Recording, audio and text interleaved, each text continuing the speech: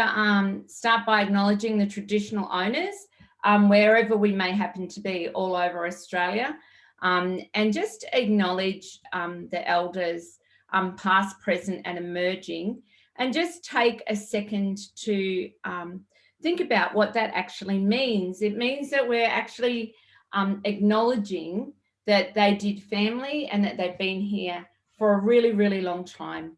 And they've done it well, and we stand on the shoulders of greatness in this space of family. So let's get cracking. Let me introduce my clinical lead, Karen McMaster. Karen is my 2IC and right-hand woman in all things, and she actually provides the direct supervision for the team, and she's just an amazing asset and very skilled. So she's joining us. She'll be actually monitoring the questions. So if you've got any questions at all, you can put them in the chat or in the Q&A. It's probably easier to pop them into the Q&A because then it's easier for Karen to moderate them. And she'll get my attention if there's an urgent question. So don't be afraid to ask questions. So let's get cracking. Okay. So what are we going to talk about tonight? We're going to talk about why things go so pear-shaped, why other people don't cope, how we can help ourselves, our kids, siblings and other people, and have a bit of a think about what actually happens. So in the lead up, so we're going to focus mostly on Christmas, but it applies for all holidays and birthdays and trips away. So kind of this is general information, but it's just a place to start. So routines and structure evaporate. It usually starts the last week of November. Everything starts to fall apart. This year has even been worse because there's been no structure at all and there's been no certainty. And for many families, there's still no certainty about what's happening for Christmas. I would have to say we are not sure what we're doing on Christmas Day yet. And that's a very unusual space to hold. And there are many, many families who are in that situation. But like a lot of kids, they've just been able to do sport again, and they might get 2 or 3 cricket games in, you know, from last week until Christmas. And so everything's really changing. The structure at school really changes. Like I know schools say we follow our curriculum right down to the last minute. That's unless they're washing shelves, sorting books, moving rooms, doing orientation with their new class, doing Zoom Christmas parties and Zoom concerts and all of those things. Yes, it all stays routine and structured. Not a true story. Everything goes weird. So what I'd like you to do now is just take a sec and think about what happened last year and the year before. What has worked, what hasn't worked, and why. So I'm going to tell you a little bit about where we've got to. We, a couple of years ago, made the decision that we don't go anywhere on Christmas Day now. We might have one family come and visit us, or one or 2 families.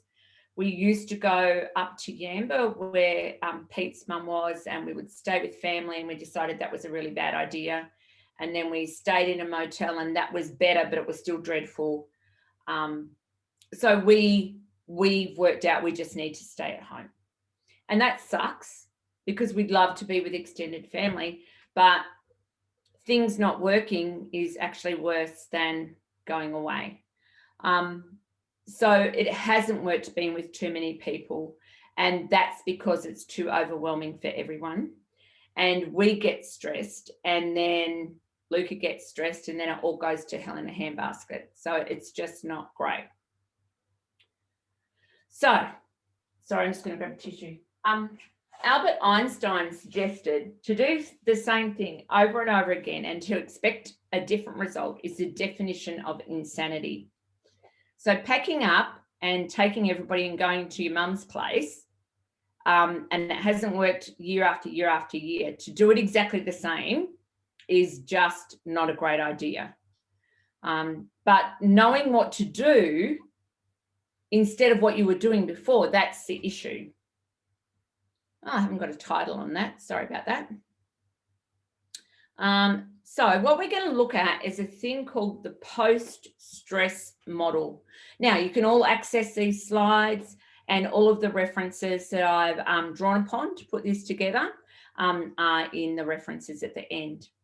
So Brian Post is probably one of my gurus around attachment and trauma, and he specialises in what he calls the great behaviour breakdown. And it's about why kids with trauma and anxiety don't respond in the way other people do. So it's got 4 steps: understanding window of tolerance, understanding time in, not time out, being proactive, and you can't always be there. So let's have a little look at those. So what's a window of tolerance? So a window of tolerance is how long anybody can manage something before losing the plot, basically. And so we all have various windows of tolerance, and that's related to our emotional capacity at a time to tolerate something. I actually have the ability to walk around a Westfield shopping centre all day. Like I could just walk round and round and round and round and round. I have the ability to do that. However, my window of tolerance is about 45 minutes. I become overwhelmed by the lights and the noise, and I get in there and I get anxious and I feel pressured and stressed. So that's my window of tolerance. My window of tolerance for not good sleep is about 3 nights, and then I lose the plot. So understanding what your window of tolerance is and what your kids and their siblings, you know, your child with additional needs and their siblings' window of tolerance is as well. That's a bad typo, sorry about that. What's your window of tolerance? What's theirs? What is the extended families? Oh my goodness. And what is, I can't tolerate that, sorry. Their siblings' window of tolerance for different situations. So looking at time in, not time out.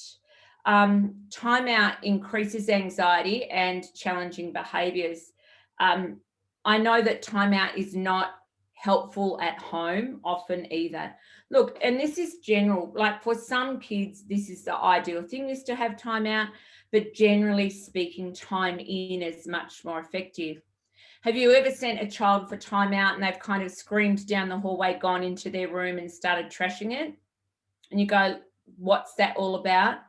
What that's about is that their anxiety about being separated from you goes through the roof, and they actually escalate their behaviour to the point where you need to come to them. And even if you're yelling and screaming, you are still bigger and stronger than them, so they co-regulate to where you are. So what time in does, it actually reduces their anxiety because you're there and you're available and you can co-regulate. Time out excludes, and it creates gaping divides. And if we're in an unfamiliar house that they might not go to all of the time, they become heightened and they have embarrassed parents who can't co-regulate. They're anxious being in an unfamiliar place. Bobbi, So timing, yep. Sorry, just had a question about what time in actually means and looks like. Sure, great question. So time in is where you sit quietly with the child, or that you explain to them that they have to be a magnet to you. So if you're having to peel the veggies and get dinner, they actually just have to stand next to you. It's not a punishment, it's co-regulation. So say if you're away somewhere, you would set up a time in space when you arrive. So it might be a bedroom. You might agree that if you need to do time in, you're going to do it out in the car, or you're going to do time in at the park down the road. Time in is where you're 100% present with your child, that you're actually practicing calming breathing. And because you're actually bigger, wiser, stronger, you can actually co-regulate them to a place of calm, but you've got to be calm first. So it's about not excluding. It can be removing them from a situation, but they're with you or another really, really safe person. Did that answer the question? I think so. I'm just wondering if the parent is heightened as well and having a bit of a freak out. Yeah. And do you know what? It's actually better for a child to be with a parent who's freaking out than to be put away and not know what's happening. Mhm. Okay. So to be sent to your room and a parent be freaking out, that is more anxiety invoking rather than sitting with a parent who's freaking out. Yep. Great. Yeah. Because what a parent can do who's freaking out, they can actually say, I'm freaking out, I'm losing my mind, this is really difficult, it's really hard, I've got to work out what I've got to do, I know what do I got to do, this is so overwhelming, I know I need to do my 4-7-8 breathing, okay, I just need to pace for a bit, and they can describe their behavior. And then the child actually watches them go from a very heightened state down to a more regulated state. And look, it might take 5 or 10 minutes for both of you to calm down a bit. If there's somebody else in the space that you can tag out with, absolutely tag out. But do you know what? Often there's not that option to tag out. We don't always have that tag out support. It'd be great if we did, but we just don't. Just great. Okay. It's about being proactive. We need to change up what we do. We need to think about numbers of people, how we do gigs, how we do travel, where we stay, how long we go for, how long we stay, how we communicate with family and friends. I was just saying before everybody came on that I need to actually listen to my own information a bit better. A couple of weeks ago, Lucas said to me, what am I getting for Christmas, Graham? I said, that's a surprise, Luca. And he said, Graham, you know I do not like surprises. Like in this really, really serious voice. And I kind of went, oh yeah, I know that, and just moved on. And then as I'm preparing for tonight, I'm going, oh, he doesn't like surprises. It increases his anxiety. Surprises at Christmas are for me because of my previous delight in choosing something and wrapping it, and then the child being surprised. That's not for the child. That's for me. That does not do anything for Luca to have wrapped gifts. He would much prefer tolerate being able to look at the gift every day and not touch it until Christmas. That would cause him less anxiety and a lot less stress. Some kids don't cope with gifts being wrapped. They can have them in gift bags. Some kids are okay not to know. Some kids need to know. I was saying before, I'm going to talk to Pete tonight, and we are going to sit down with Luca on the weekend, and we're going to tell him what he's got for Christmas. So I did tell him that he had undies and he had socks. He had his normal Christmas jammies. I told him that he had some really cool books, but I wasn't telling him what his main present was. And that was about me and Pete. That was not about Luca. That wasn't about his needs. So I'm going to eat my own medicine and go and deal with that. You can't always be there. So our neurotypical kids follow the circle of security. So you're the secure base, and then they go out and we support their exploration. So if we're going to a Christmas meal, our neurotypical kids will check in with us. They'll go out and have an explore. They'll start to feel overwhelmed. They'll come back into us. We're their safe haven. We comfort them. We say hi.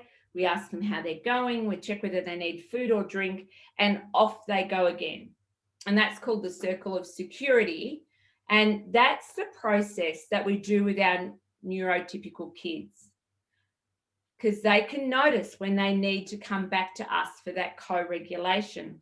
However, our additional needs kids don't have any awareness of their needs. They have really delayed interoceptive awareness, And that means that they can't read the signals that their bodies are giving them. So they can't come and get support to change their state of being. The neurotypical kids intuitively are tuned into their bodies, and they know when they're hungry, thirsty, tired, overwhelmed, just need some emotional support, because their interoceptive awareness is developed. But our special needs kids have very dampened interoceptive awareness, and so they can't tell when they're hungry, thirsty, tired, need to go to the loo, need some quiet time. We actually have to provide that for them. Remembering that everyone is always doing their best. You are, your child is, your other children are. You cannot plan for every contingency. Even with being proactive and having a plan and a structure and a plan A, a B, a C, and a D, I can guarantee you that sometime on Christmas Day, your additional needs kid is going to have a meltdown. It's going to happen. We know, even if we stay at home and we follow all of the rules, Luca will have a meltdown on Christmas Day. And it's easy to miscue why those meltdowns happen. They often happen towards the end of the day when they're tired. And we wonder why. You've had this lovely day, we've sacrificed, we're not with family, we're home with you because that's what you need. It's not what we need. We want to be, well, I want to be off socializing, but that's not what he can cope with. Why are you melting down? Part of it is anticipatory anxiety and a bit of a grief and loss process that they don't understand. They get anxious about how long is it going to be until we do these things again. It's a long time till Christmas. I didn't actually get the very present that I really most wanted, or I thought I wanted that and I did want that, but now that I've got this, I actually wanted that more and I should have asked for this. And so they go into this whole awfulizing, catastrophizing space, and that's often what they melt down about, but they don't realize that. So being able to help them to understand that can be really quite a key in making things work. Okay, in the lead up. Now, what happens is that whether we're excited or whether we're anxious, that triggers our amygdala. And that's our smoke alarm. And so whether or not there's actually an issue or not, it still goes off and it causes the release of all of our stress hormones. 4-7-8 breathing is the quickest way to calm the amygdala. So it's breathe in for 4, hold for 7, breathe out for 8. Now, if you're not too stressed and when you're practicing it, it's like breathe in for 4, 2, 3, 4, hold for 7, 4, 5, 6, 7, breathe out for 8, 6, 7, 8. Or if everybody's really, really stressed, it's breathe in for 4, 1, 2, 3, 4, hold for 7, 1, 2, 3, 4, 5, 6, 7, and you start off going quickly depending on the state and you slow it down. And that's where you can do the co-regulation. And to practice that, as you're settling your children to sleep and doing that with them, like, doesn't matter what age they are, you can go in and you can say, okay, I know this might be a pain, but we're going to do a couple of rounds of 4-7-8 breathing. Because what it does, it helps them know that you've got a plan, and that reduces their anxiety. Be mindful of the required support with sleep and fatigue. Increase protein and water in the time leading up to Christmas, because they're so anxious and stressed and they'll be overthinking. That uses more protein than they would normally use. They do not need sugar. They do not need more carbs. They do not need soft drink. They don't need lollies and ice cream and all of those yummy things. That actually really needs to be limited and up their protein and up their water. And be reminding them of the Christmas Day plan or the trip away plan. If you can, and it's age appropriate, a social story is really helpful. Some kind of schedule or plan that they can check and see what's going to happen will be really helpful. The night before Christmas, or the night before a trip is one of your real critical times. Plan and let them know what's going to happen. This is what we're going to do. We're going to have our showers and get into our Christmas PJs. That's our family tradition. So I'm just using that as an example. On Christmas Eve, we get Christmas PJs as part of our Christmas gift, and we all go and get into those. We're going to have yummy food for dinner, a familiar thing that they find comforting. So for Luca, that's spaghetti bowl. That's his all-time comfort food, is spaghetti bowl. Nuggets and chips often rule. I know it's not the most nutritious thing, but nuggets do actually have protein in them. We're going to sit and do a movie, a Christmas movie or Star Wars or Ben 10 or whatever is appropriate. That's what you're going to do. If you don't think they're going to be able to settle, go for a big walk earlier or a swim. So a lot of it is about you kind of having things set up before so that on Christmas Eve, you can chillax, because that's critical to the success of the plan. If you have still got 27 things you've got to do and 90 gifts to wrap and all of that sort of thing, it is not going to work. They will not settle to sleep, and they will just get more and more heightened, and you're not going to get anything done anyway. Then explain, we're going to turn off the big lights and we're going to watch the tree lights for a little while. Then I'm going to come in and lie with you for about half an hour or until you're getting dozy and feeling relaxed. And that's where you go, okay, I'm going to lie with you. Let's do some 4, 7, 8 breathing. Let's just calm that amygdala down. Let's get it settled down. Tell it that everything's okay. You're safe. So you have this plan in place beforehand. Your child can only be as calm as you are. So one of the things that I know I've done before is I've gone in to sit with Luca because he's unsettled, and I'll be sitting there running through my head all of the different things that I need to do as soon as he goes to sleep. And he will lie there with his eyes open, anxiously concerned that I'm going to dash out the door the second he closes his eyes. If I can be relaxed and in a calm state with things done, it makes a really, really big difference. Now, I want to talk to you about the theory of mind issue, and I apologize for the people that were here last time, but I actually think it's really, really important to consider. So, and this has been some of my recent understanding. Like, I've always known about theory of mind, but it's kind of gone to a slightly different level.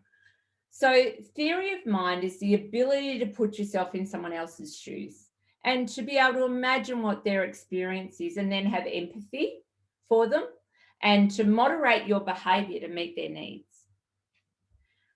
Your child doesn't have theory of mind.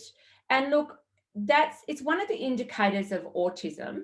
However, I have observed that kids with ADHD, ODD, extreme anxiety, Down syndrome and the rare chromos, they don't have theory of mind either. We kind of put theory of mind in the autism bucket, but it's actually consistently a deficit across the board in all of these diagnoses. So considering that is really helpful. But the clincher is they don't have any concept of theory of mind. So they actually don't understand that you can empathize with them. And we're trying to stay calm. We're trying to stay regulated. We're trying to be, calm for them and giving them what they need. But we're kind of missing the boat a little bit as well, because it doesn't communicate to them that we can see their level of distress. So what they do is they keep pressing our buttons and poking at us to try and get us as heightened as they are so they know that we understand. So I'm just going to stop sharing because I found a little clip that I want to share with you. And it goes for like 2 minutes, but I think you will appreciate it. I want that one. Share. So can you see YouTube? Great. First, there was PlayStation, aka PS1. Then there's PS2, PS3, and now PS4. And that makes sense. You'd think after Xbox, there'd be Xbox 2. But no. Next came Xbox 360. And now, after 360, comes Xbox One. Why one? Maybe that's how many seconds of thought they put into naming it. Can you get the butter, please? However, with the Xbox One, I can control my entire entertainment system using voice commands. Up until now, I've had to use Leonard. Then get the other one. Pass the butter. Hang on. I don't feel like you're taking this dilemma seriously. Fine, Sheldon. You have my undivided attention. Okay, now, the PS4 is more angular and sleek looking. No way! It's true, but the larger size of the Xbox One may keep it from overheating. You wouldn't want your gaming system to overheat? No, see, well, you absolutely would not. And then furthermore, the Xbox One now comes with a Kinect included. Included? Yes! Not sold separately. Although the PS4 uses cool new GDDR5 RAM, while the Xbox One is still using the conventional DDR3 memory. Why would they still be using DDR3? Are they nuts? See, that's what I thought. But then they go and throw in an ES RAM buffer. Oh, wait a second. Who's they? The Xbox. You're kidding! No, I am not. And this ES RAM buffer should totally bridge the 100 gigabit per second bandwidth gap between the two RAM types. This is a nightmare. How will you ever make a decision? See, I don't know. What should I do? Please pass the butter!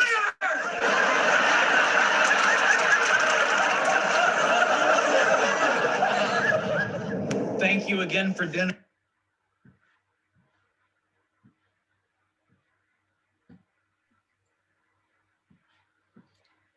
I was trying to find an example about why it's such a big deal. Amy wasn't actually doing anything wrong. She actually really wasn't interested in what he was saying, really. She really couldn't give two hoots about Xbox One and 360 and all of that. But it was actually really, really important to Sheldon. And I may have been guilty of this a number of times. But it's kind of an example of how our kids actually need us to mirror their state of being while staying regulated ourselves. And that was what Amy was. She stayed regulated until she needed the butter. But because she demanded the butter at the heightened level that Sheldon was at, he was actually able then just to hand her the butter and realized it was a serious thing that she wanted the butter. But before that, he didn't actually have insight into that the butter was important to her. So you can mirror their behavior and let them know that you're present with them and stay regulated at the same time. And that's what does the co-regulation. And so, look, it takes a lot of practice and there's no easy answers, but it is a real key to understanding what theory of mind is and what it isn't. So let's look at what you can do on Christmas morning or going on a trip morning. You get up early.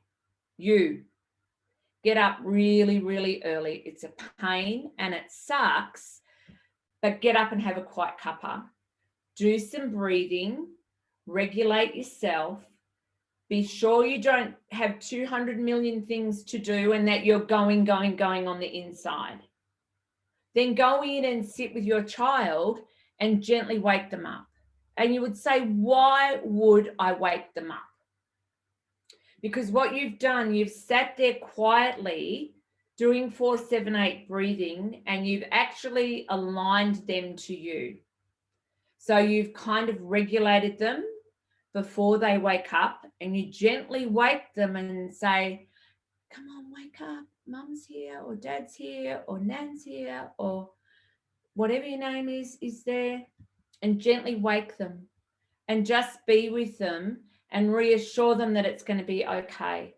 It'll take you 10 minutes, but will actually change the whole trajectory of the day, because they'll start very regulated and knowing that you're regulated. Then give them a good breakfast. So what they would normally have for breakfast. Annoying, because you might want to do French toast, or you might want to do whatever you want to do. But keep the junk food down. It just won't help anyone. Look, if you're on the road and you've got to go to Macca's or Hungry Jack's, that's what you've got to do, and that's okay. These are not hard and fast rules. These are just some ideas. Not all of this is going to work for you. Choose some bits and pieces that you can have a try of. Look, even think about if you're going to any pre-Christmas events, try some of the strategies on and see how they go. Gifts and surprises. I talked about this earlier. Wrapped, unwrapped, under the tree early, none at all under the tree until they're all asleep. Tell them what's in their present in advance. You've got to work out what's right for your child. You may have a child who's, got great anxiety about what's inside a gift. So you have their gift unwrapped and everybody else would like their gifts wrapped. That is perfectly okay. Your family culture is your family culture. Now, siblings. We often forget to chat about the siblings. They often get overlooked in these kind of situations because we're so heightened and so anxious that our target child is going to lose it. So find them a champion. Find someone who's in their corner at the event. Find them their safe place and bring them in on the plan of what's happening for the day. Explain what you're doing and why. So if Luca melts down after half an hour, Grammy's going to leave with Luca and Poppy's going to stay with you for another 2 hours. And that's why we've bought 2 cars. I know it's silly to bring 2 cars to the same event, but it means that you can divide and conquer. It's annoying. If you're a single parent and you've only got 1 car, you really need a champion for the siblings who can just allow them to have time with cousins and grandparents and all of those sorts of things. Have a meltdown safety box for them. So if the other child, your target child, is melting down and that they get anxious and worried about that, have a box of things just for them in an agreed on place where they can go and sit quietly, or let them know they can go to their champion. Word up the champion, choose someone that they feel close to and that is really going to support them. I just can't imagine the embarrassment that some siblings must feel at these events. And we need to acknowledge that and work with them around how to reduce that level of anxiety and embarrassment for them, because it's just horrible. Extended family. With the kindest of intentions, they can sometimes cause us the biggest of dramas. Prepare them, tell them the plan and why. Say we need a room that is set aside for us for our time in room that nobody else goes to. I need to bring some things to have there. I need to bring his doona. I need to bring his pillow. I need to bring some favorite toys. I need to bring his own food. And I need to have all of those things in place. And you need to know that every half hour, on the half hour, I'm going to be leaving for 10 minutes and I'm going to be taking Luca into that room and having some time in with him, and then we'll come out and we'll keep going. It is a pain in the butt. It is so annoying to do that. I set an alarm on my watch, and every half hour when we're staying with other people or we go to other people's houses with Luca, I take him aside and I just have some quiet time with him and regulate him, talk about what's working, what's not, make sure he has something little to eat and something to drink, and then I let him come out again for a little while. It makes a really big difference, because whilst I miss out on 10 minutes of conversation, 5 to 10 minutes of conversation, I actually get a free run at conversation for 20 minutes, rather than him just escalating and everybody getting heightened and stressed, and then off we go. It's part of the sacrifice that unfortunately we are required to make. Be firm with the other adults. You're with, usually at Christmas time, people who love you and who want the best for you, and actually feel quite anxious for you and for themselves, because they've remembered the last couple of years where there's been big meltdowns and it hasn't gone well. And so they're anxious. So they're often likely to give you lots of great advice. Like, wouldn't a clip around the ear be helpful? Or you're not strict enough, you're just enabling. By taking them into the bedroom like that, you're enabling that inappropriate behaviour. All of those kinds of wonderful, helpful things that people say. You need to be firm with them. Tell them your behaviour therapist said, and they can ring me if you need them to. Tell them we're working with a behaviour therapist and we're putting some different strategies in place this year to reduce anxiety. And we'd really appreciate it if you get on board with us and just let us do what we need to this year. If it doesn't work, we'll try something else next year. What that actually does, if you kind of say we're working with a behaviour therapist, that reduces their anxiety, because they go, oh, great, you're getting some help. That's fantastic. I can disengage my I have to help you and fix your problems brain, because mums and dads and aunts and uncles, that's the space their brain goes into, and they get anxious because they can't actually do anything to help you. So they just like, oh, what do we do? What do we do? What do we do? And they feel inadequate. So you'll get people stepping in and disciplining your child or trying to give you a break. You'll go, okay, I'm just going to go and get, I've had this happen lots of times. Okay, my alarm's gone off. I'm just going to go and get Luca. And they'll go, oh, look, he's out there playing really nicely with the kids. Why would you interrupt that? Now, I have learned from experience, if I don't go and interrupt that, within 2 or 3 minutes, it's going to go pear-shaped. But if I come and get him and give him some time in, he actually can go out again and be successful for another 15 or 20 minutes. And what I notice is that over the day, his window of tolerance drops. We find the same thing with going swimming. So we'll go swimming. He loves to go swimming. We've built him up to 40 minutes in the pool, and it doesn't seem very long.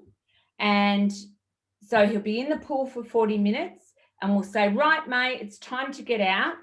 And he'll have a bit of a whinge and a sulk, and I don't want to, and it's not fair to kids. And, you know, he'll carry on a little bit, but he'll be kind of carrying on and following the instruction at the same time. And he'll go and have a shower and get changed, and we kind of leave, and it's fine.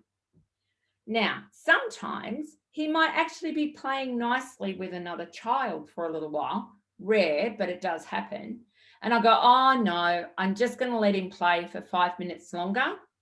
If I breach that window of tolerance he has for being in the water and then try and get him out, even at 42 or 43 minutes, it's not, oh, it's not fair to kids. It's not fair to kids.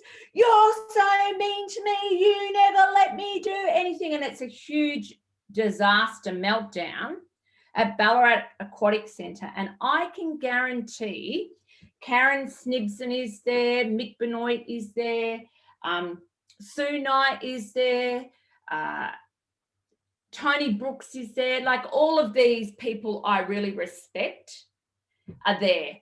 And Luca is having this huge meltdown. Or there might be, you know, half a dozen clients sitting there watching how I deal with it. And I have just found it's just not worth it. Our rule is if you get out of the pool nicely and you do what you're asked to do, you get to get a snack on the way out.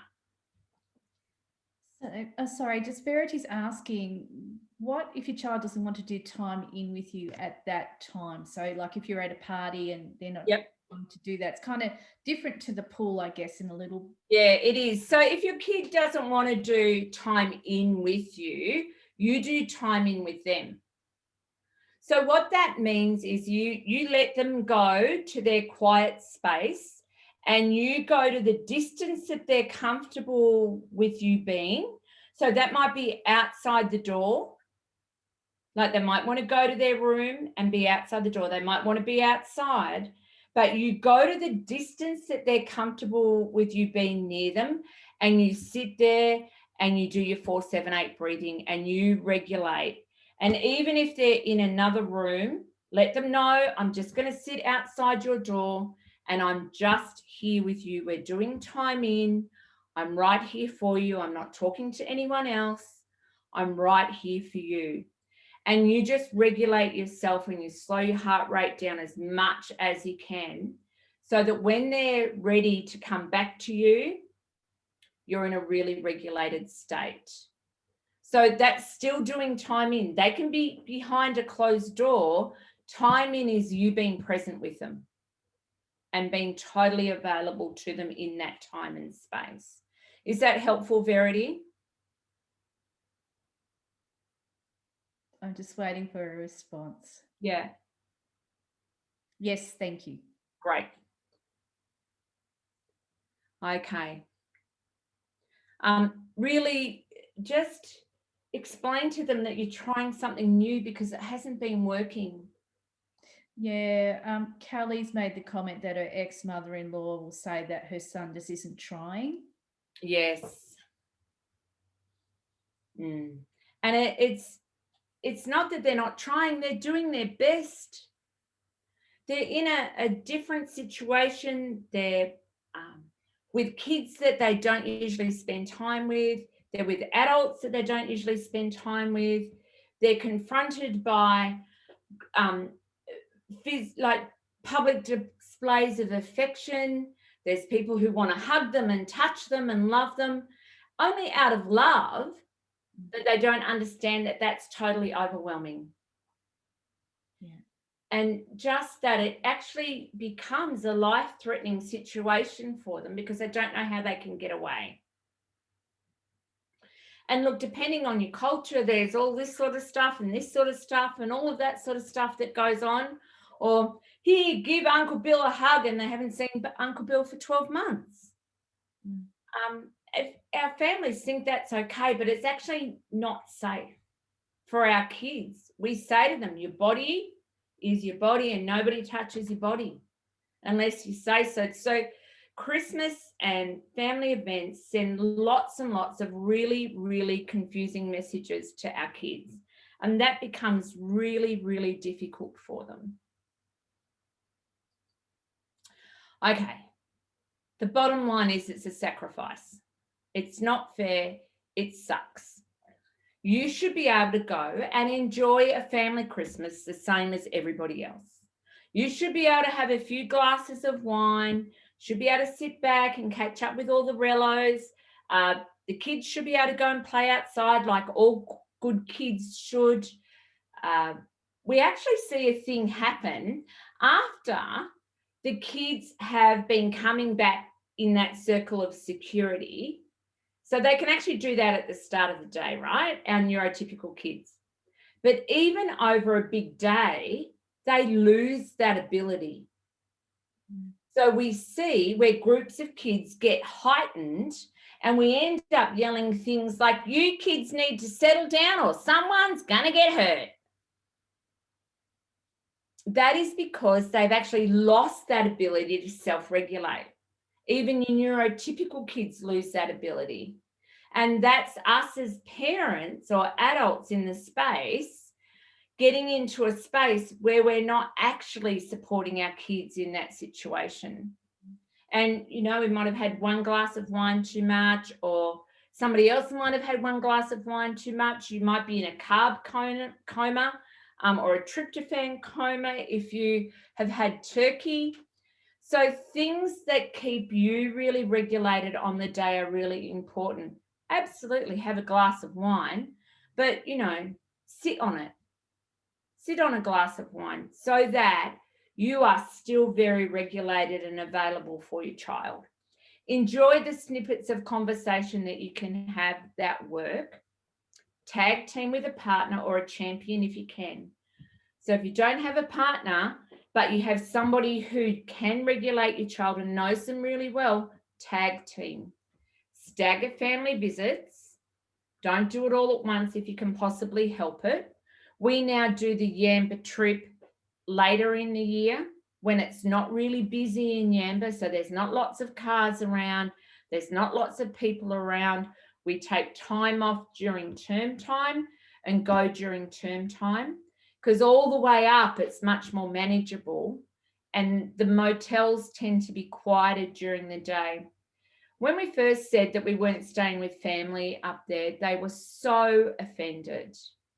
They were so upset with us and really, really cross. And we just had to stand our ground. And once we stood our ground and explained our plan and what we were going to do, is that we were going to come for meals and we would have meals and then we would go, and that Pete and I would take it in turns going back to the motel with Luca, and one of us would stay for the afternoon. And then we would swap again and one would stay for the evening. And once they realised that that rhythm and flow meant that they had quality time with us as adults and they didn't see Luca distressed and upset, they relaxed into it. So it's that process of education for them as well, because they don't do the learning that we do all year. They're not attuned to our children. They can't tell that that little twitch in the shoulder means, or that little shake in the head, or that little means a meltdown is imminent, or the eye roll or the hair pull. They're not attuned to that. Another really, really important thing is to give enough time for transition. So if you're traveling in the car and your kids are on devices or they're watching DVDs, 30 minutes before you get to your destination, they all need to go off, to allow them the time to transition away from them and to recover from them being turned off. When you turn them off, you must tell them when they're going to be turned back on again and when their next opportunity to use them will be. So you might say, we're going to turn devices off now and we're going to go to Grandma and Grandpa's for 2 hours. And then when we get back in the car, I'm setting my alarm. We're going to arrive at 9 o'clock. We're having morning tea and then we're leaving at 11 o'clock. And I've set an alarm on my phone. And when we get back in the car at 11 o'clock, you may have your device again for 15 minutes. And then we're going to have a 15-minute break. And then we're going to go back inside. You've got to work out a rhythm and flow that works for your child. The same when you're having visitors coming over. Don't have them on the TV and devices for half an hour before they arrive if you can help it. And this is part of the sacrifice. It's about you being organised, you being prepared. It's that whole management thing as opposed to discipline. And it really does make a difference. It's taken us a few years to get it right. And then I've gone and forgotten one of the key points. It's just what happens. We forget. I know he can't cope with that, but it's about me. I want him to open his new Xbox on Christmas morning and be excited about it. But he won't be excited because he won't have slept properly for days and days and days before. He will have been anxious. The last week of school will have been a disaster. He'll probably get suspended or expelled. It'll just not go well because the last week of school is an activity week that's a disaster anyway. And so that added stress of not knowing what he's getting for Christmas will be the straw that breaks the camel's back. And thankfully, I've got time to fix it, but not every year would I have time to fix it. Just a question, Bobbi. So if the child believes in Santa, would Santa then drop the presents off a bit earlier? Or Yeah, so Santa would drop the presents off earlier because Santa understands that they feel worried when they don't know what they're getting. And that Santa understands what's happening and it's okay. And Santa's okay about that. Yeah, I suppose Santa could even send pictures. Yeah, Santa could send pictures. Yeah, Santa, that's a great idea, Karen. I like that. Santa could send a letter with pictures of what he's going to deliver. Yeah. Yeah, I like that. We just got a comment here. Verity is they're going to be making a very long car trip. Oh. It's already making her feel very concerned about how it's going to go. No. I'm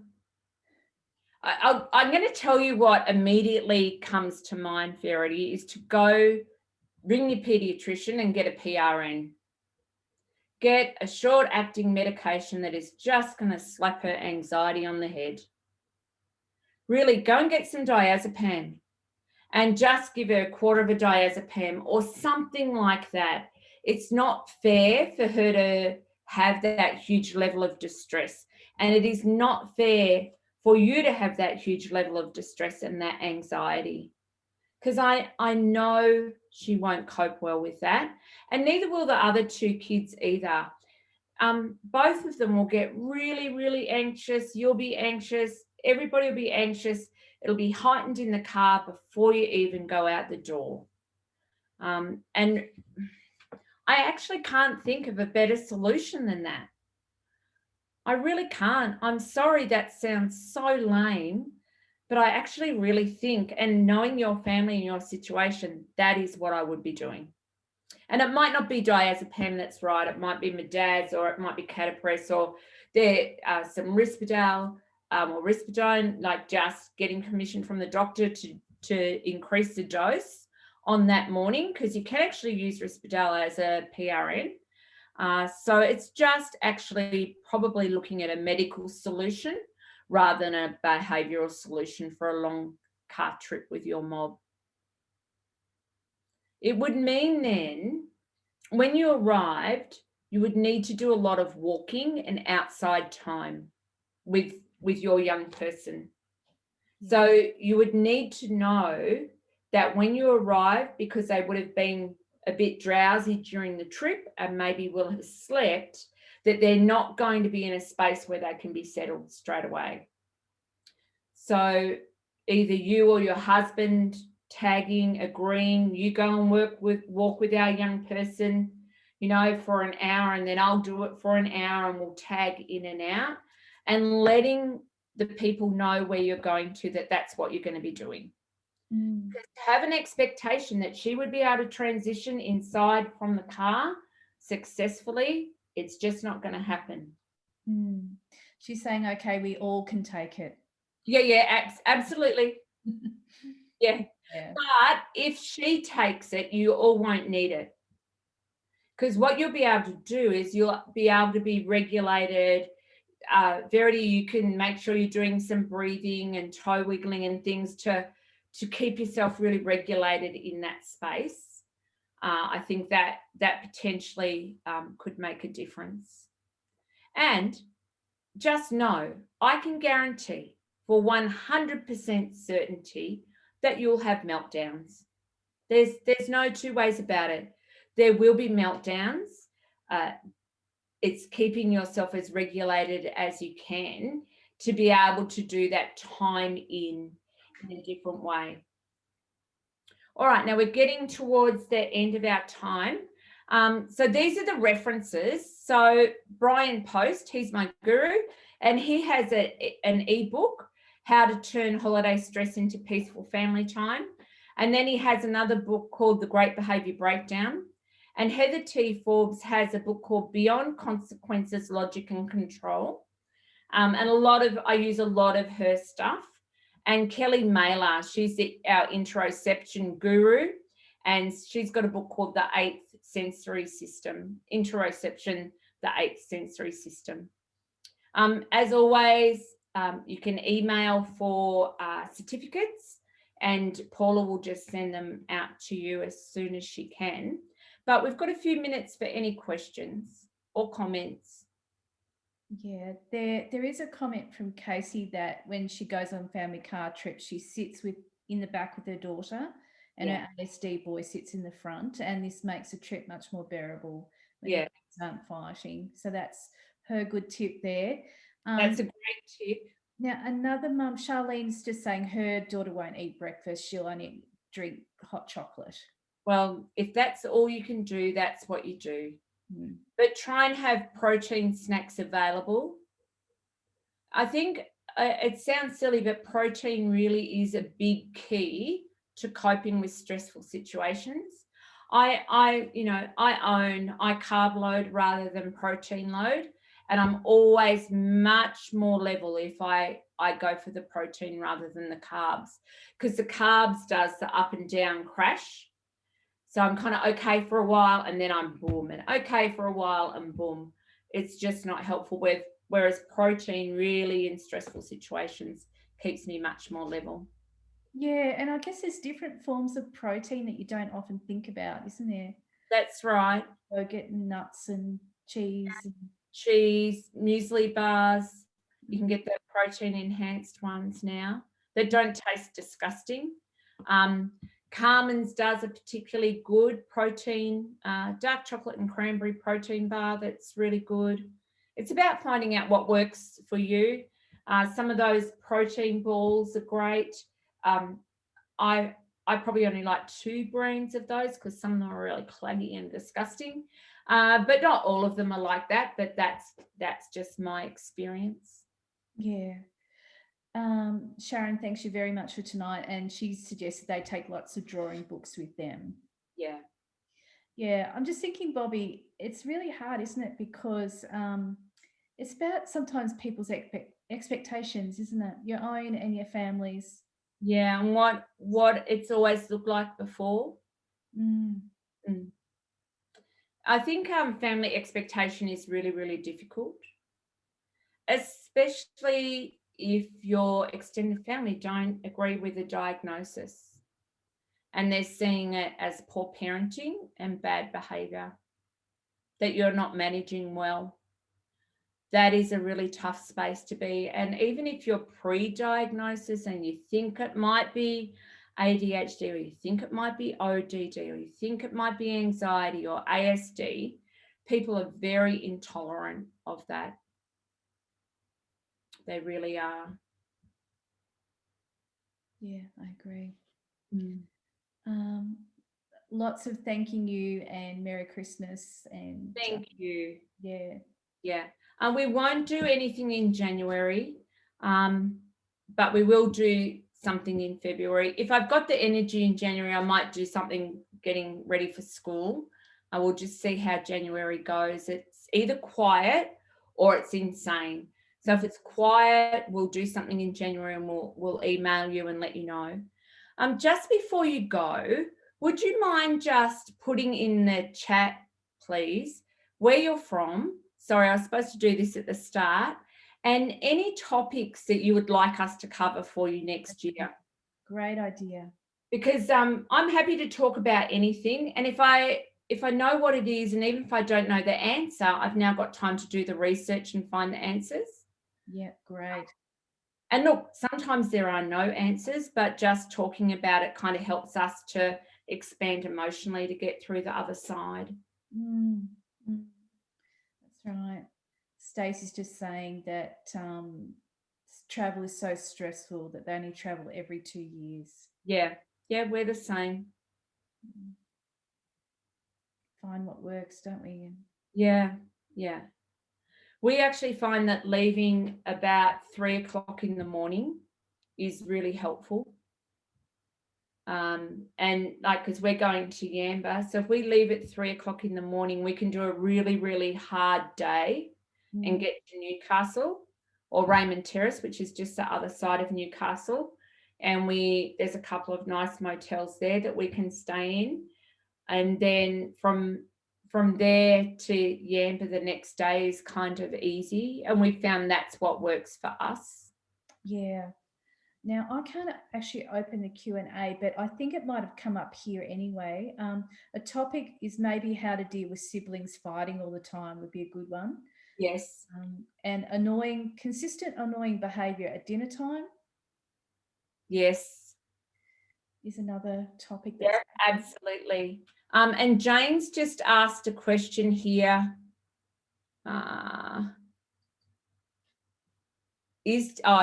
Thank you, Aisha. I already answered it. Sorry. Yes. Oh, well done. Yes. So the question was, is tonight's presentation slides available to view later? Yes, they'll be available on the website and you can download them and you can share them. I'm happy for you to share any information that's on the website. You just need resources and ideas. And I don't hold on to this information tightly. Share it. Same with the other webinars that are on there. Let people know they're there. They're exactly what I do in paid presentations. It's exactly the same information. It's more condensed, but it's actually the bones and the outline of what I do in a full day workshop. So it really is condensed information and tips and tricks there. All right. Well, thank you everyone so much for coming. Have an okay Christmas. Yes, okay is great. Yeah, have an okay Christmas. Try and do it really well for you and your kids. Try and do it differently than you've ever done it before, but just let everybody know what you're doing differently. Experiment with a few of the things beforehand. Practice your 4-7-8 breathing. Increase your own water and protein intake. I'd like to say get good night's sleep, but I kind of know that I'm not going to get that between now and Christmas particularly. So I'm not going to even put that on you, but just rest and do things that fill your cup. All right, everyone, we'll see you later. Thank you so much for coming.